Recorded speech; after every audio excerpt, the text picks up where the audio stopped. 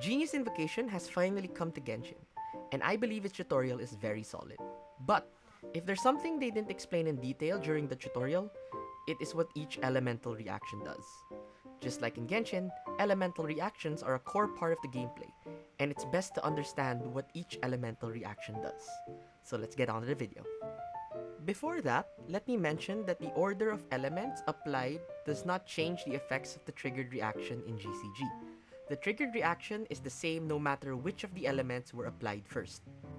First off, let's start with something simple and straightforward. Let's begin with Melt.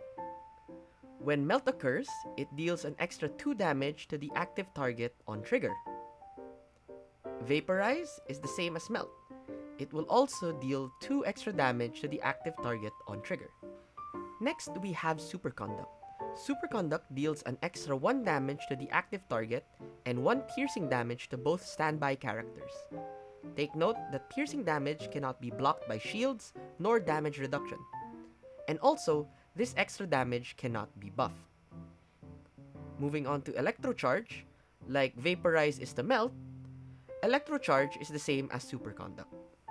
Moving on to Swirl, when a Swirl reaction happens, it deals 1 damage of the swirled element to all standby characters.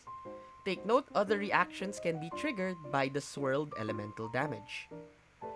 Crystallize deals an extra 1 damage to the active target.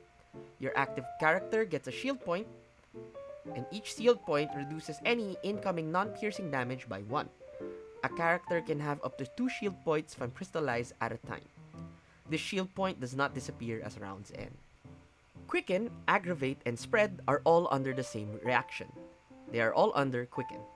Quicken deals an extra 1 damage to the active target, and your team gets a Catalyzing Field. This Catalyzing Field grants an extra 1 damage to the next instance of Dendro or Electro. This has 3 uses and does not disappear after switching characters. Catalyzing Field does not disappear as rounds end. Bloom, Burgeon, and Hyper Bloom are also all under the same reaction. They're all under Bloom. Bloom deals an extra 1 damage to the active target and your team gets a Dendro Core that grants an 2 extra damage to the next instance of Pyro or Electro. Each instance of Bloom just creates 1 Dendro Core, and Dendro Cores do not disappear after rounds end. Burning summons a summon named Burning Flame. It deals 1 pyro damage during the end phase. Instances of Burning increase the use by 1, and Burning Flame can have a maximum of 2 stacks. Alright, that's all for now. Leave a like if you liked the video and subscribe for more GCG content. Alright, see ya!